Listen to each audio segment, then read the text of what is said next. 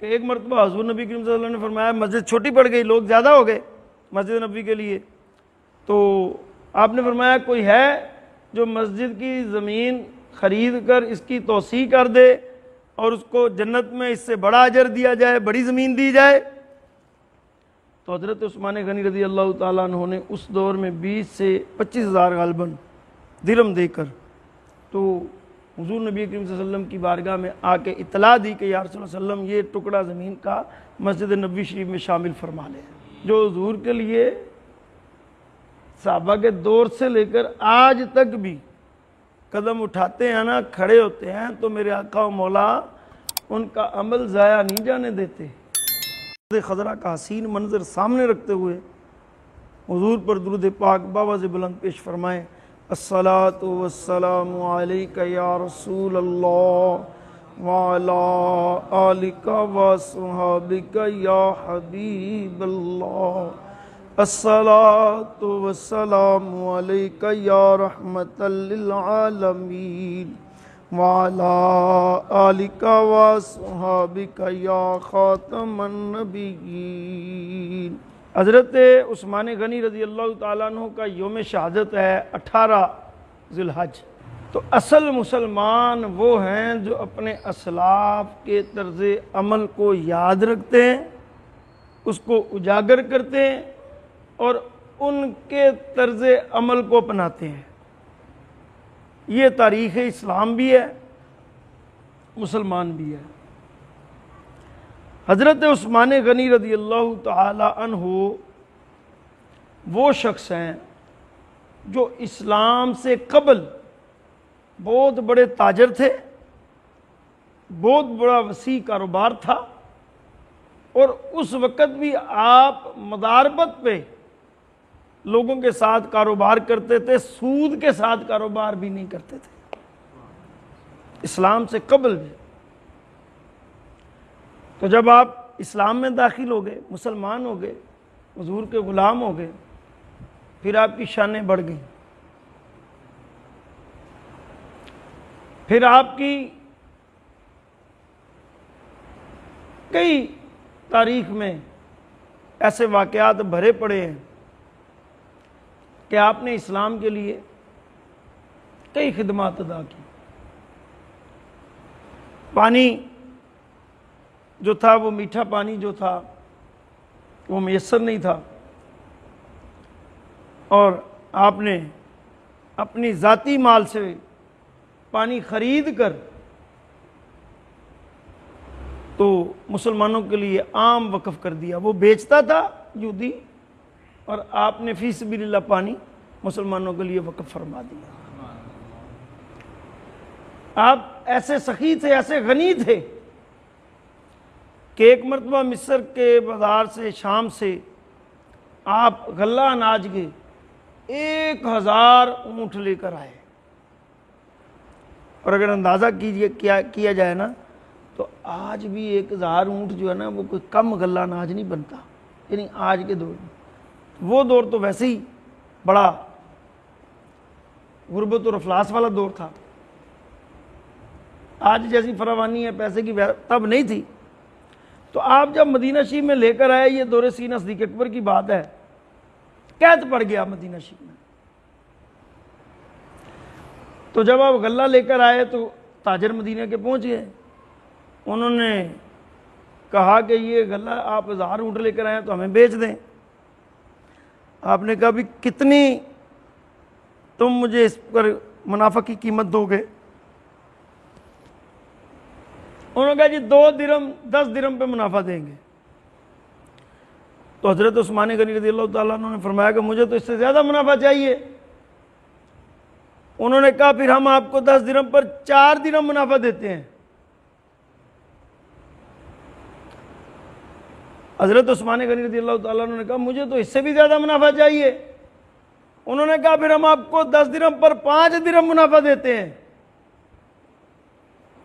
تو حضرت عثمان غنی نے کہا کہ بھئی تمہارا منافع کم ہے، مجھے تو اس سے زیادہ منافع مل رہا ہے۔ انہوں نے پوچھا کہ مدینہ شریف کے جتنے تاجر ہیں وہ تو ہم سب یہاں اکٹھے ہیں، بیٹھے ہیں، اور کون ہے جو آپ کو اس طرح زیادہ منافع دے رہا ہے؟ تو حضرت عثمان غنی نے کہا کہ مجھے میرا رب 1 پر 10 گنا دے رہا ہے جی. تو آپ نے تاریخی لفظ بولا اس وقت, انہوں نے کہا کہ تم سب میرے گواہ بن جاؤ, میں نے یہ جتنا مال یہاں پر لایا ہوں مدینہ شریف کے لوگوں کے لیے اس کو صدقہ کرتا ہوں. یہ حضرت عثمان غنی کی شان ہے. اور حضرت عثمان غنی رضی اللہ تعالیٰ عنہ, آپ کو پتہ ہے کہ کاتب وحی ہیں. جب وحی اترتی تھی تو حضرت عثمان غنی وحی لکھا کرتے تھے حضور کے پاس. یہ چھوٹی شان ہے کہ حضور نبی کریم صلی اللہ علیہ وسلم کے بعد دور رسالت میں سب سے پہلے حافظ قرآن حضرت سیدنا عثمان غنی رضی اللہ تعالیٰ عنہ. آپ کی شانیں اس لحاظ سے بھی اعلیٰ و افضل ہیں کہ آپ کی 2 صاحبزادیاں آپ کے عقد میں تھیں. آپ نے حضرت اسامہ سے پوچھا کہ اسامہ بتاؤ کہ حضرت عثمان اور رقیہ جیسا حسین و جمیل جوڑا کوئی دیکھا ہے؟ تو حضرت اسامہ کہتے ہیں کہ مجھے قسم ہے رب کی کہ میں نے نہ ایسا حسین مرد دیکھا ہے نہ ایسی حسین عورت دیکھی ہے. بعد میں جب حجاب کا حکم آ گیا پھر تو حجاب ہو گیا نا جی, لیکن یہ واقعہ جو آپ کو بیان کیا یہ حجاب کے حکم آنے سے پہلے کا واقعہ. تو حضرت عثمان غنی رضی اللہ تعالیٰ عنہ کی بے شمار شانیں ہیں. آپ قرآن پاک کو جمع کرنے والے ہیں. آپ کو اطلاع ملی کہ قرآن پاک کی لغات میں, قرآن پاک کے پڑھنے میں, اس کے سمجھنے میں لوگوں میں جو ہے وہ شدید قسم کا تذبذب آ رہا ہے, بدلاؤ آ رہا ہے. تو آپ نے یہ اپنے دور خلافت میں حکم دیا کہ قریش کے لہجہ میں جو قرآن پاک حضور پر اترا ہے اس کے علاوہ تمام لہجوں میں, تمام طریقوں میں پڑھنے میں پر پابندی ہے. پھر آپ نے اسی صورت میں قرآن پاک کو جمع کیا, اور آج ہم اور آپ جو قرآن پاک پڑھتے ہیں وہ حضرت سیدنا عثمان غنی رضی اللہ تعالیٰ عنہ کا جمع کیا ہوا قرآن پاک پڑھتے ہیں. اسی طریقے پر, اسی طرز پر, اسی انداز میں قرآن پاک اترا تھا, اور وہی حضرت عثمان غنی رضی اللہ تعالیٰ عنہ نے قرآن پاک جمع فرمایا. بڑا مشہور واقعہ ہے کہ حضور نبی کریم صلی اللہ علیہ وسلم جو ہے ایک مرتبہ ایک یہودی کے ساتھ, غیر مسلم کے ساتھ آپ کا گھوڑے کا معاوضہ طے ہو گیا. تو گھوڑا جو ہے وہ آپ نے فرمایا کہ یہ گھوڑا جو ہے یہ میں آپ کو شہر میں جا کے اس کی قیمت ادا کر دیتا ہوں. جب آپ شہر میں آئے تو اس کو پیسے دام زیادہ لگنے لگے, وہ مکرنے لگا.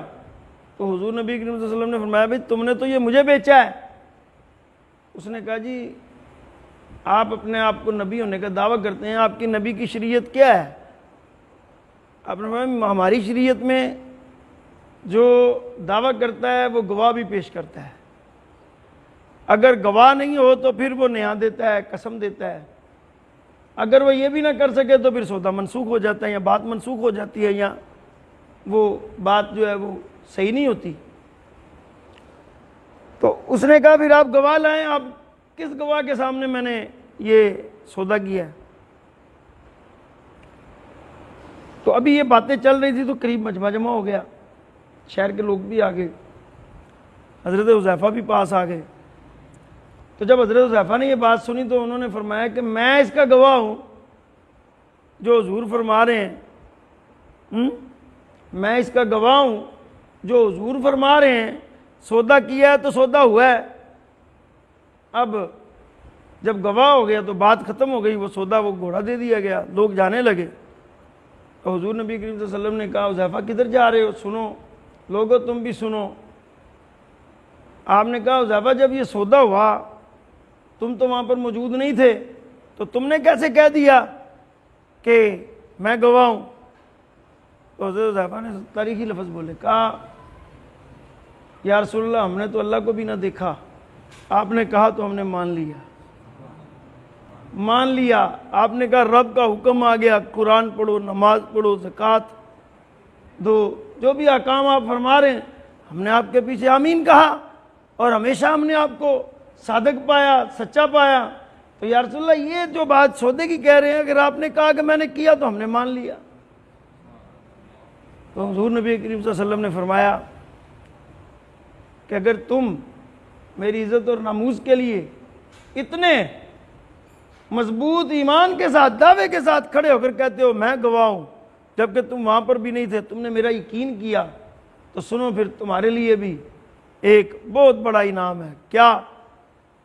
کہ قیامت تک جب بھی مرد کی گواہی ہوگی تو وہ ایک گواہی گنی جاتی ہے، دو عورتیں ہوں تو پھر ایک گواہی گنی جاتی ہے، لیکن جب تیری گواہی کی بات آئے گی نا تو تیری گواہی ایک مرد کی ہوگی لیکن گنی دو کی جائے گی۔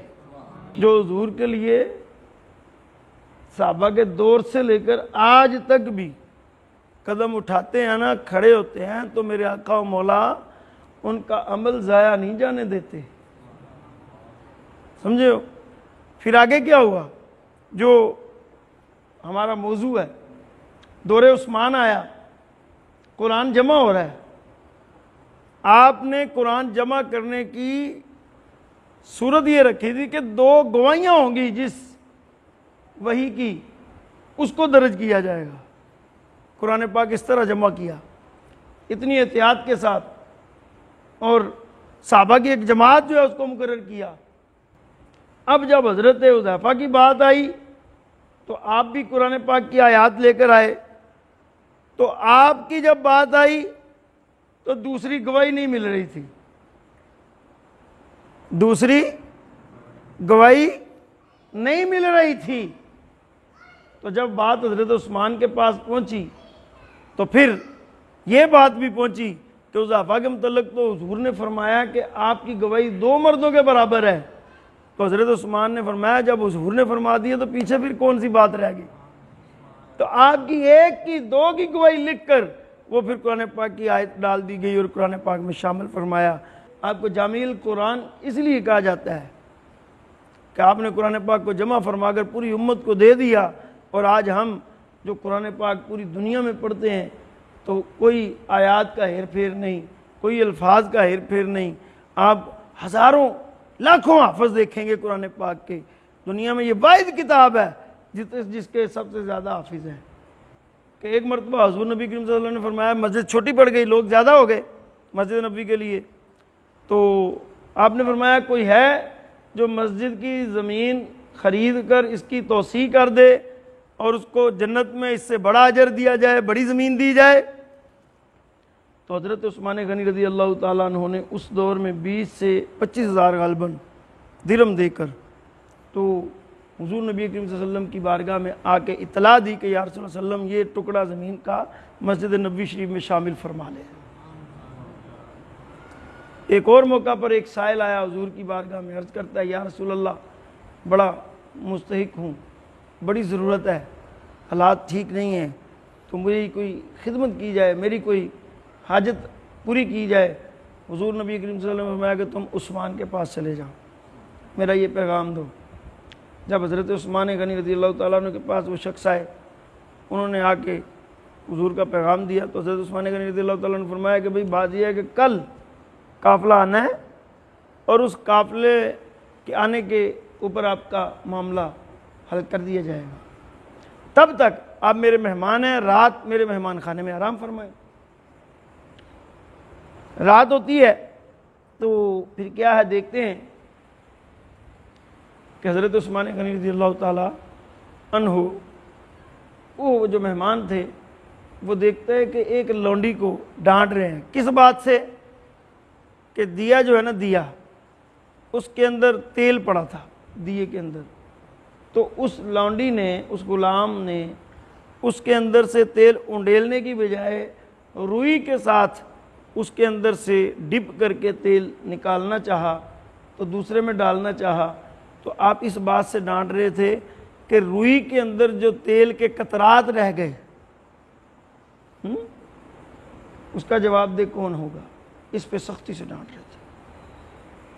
اس میں ایک قطرہ، دو قطرے رہ جائیں گے، زیادہ تین ہو اتنے ہوں گے، لیکن آپ اس کو ڈانٹ رہے تھے۔ اچھا، وہ شخص بڑا متعجب ہوا، سخت اس کو تعجب ہوا، کہ جو شخص یہ چند قطروں کی خاطر اتنا سخت ڈانٹ ڈپٹ کر رہا ہے وہ میرا کیا بھلا کرے گا، میرے ساتھ کیا خیال کرے گا۔ خیر رات گزری، صبح ہوئی، تو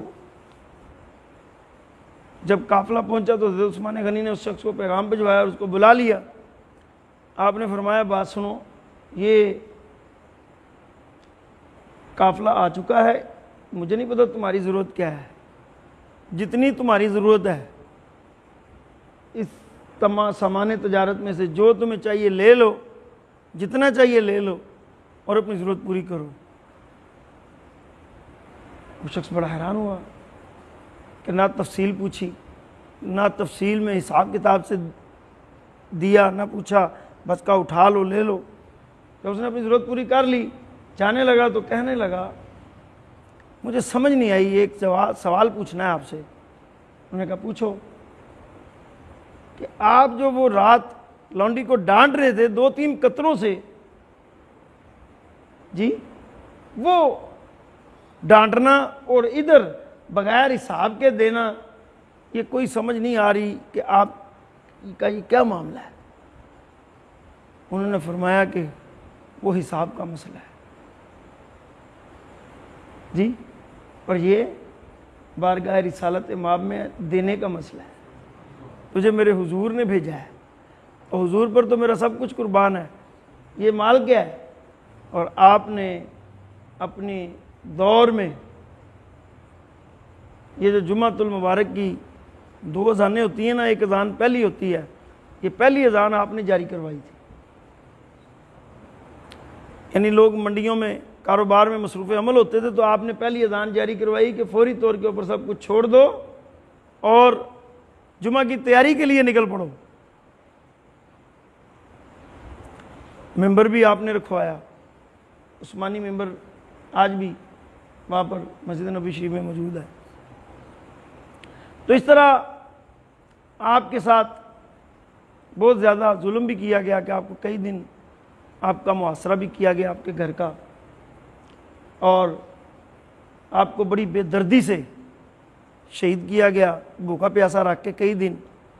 تو آپ کو جب شہید کیا تک گیا تو آپ قرآن پاک کی تلاوت فرما رہے تھے اور آپ کا خون مبارک قرآن پاک کی آیات پر گرا۔ آپ نے فرمایا تھا کہ میری شہادت کے بعد پھر ایسے فتنے اٹھیں گے کہ دوبارہ وہ فتنے ٹھہریں گے نہیں، اور یہی بات ہوئی۔ آپ کی شہادت کے بعد پھر آج تک فتنے اٹھتے ہی گئے، بڑھتے ہی گئے، ہر دور میں۔ دور حضرت سیدنا علی المرتضیٰ رضی اللہ تعالیٰ عنہ میں بھی فتنوں نے سر اٹھائے۔ تو مختصر یہ ہے کہ ہمیں اپنے اسلاف کی طرز زندگی کو پڑھنا چاہیے تاکہ ہماری زندگیوں میں بھی کچھ بدلاؤ آئے، کچھ ہمیں بھی اپنی زندگی گزارنے کا ڈھنگ سلیقہ آئے۔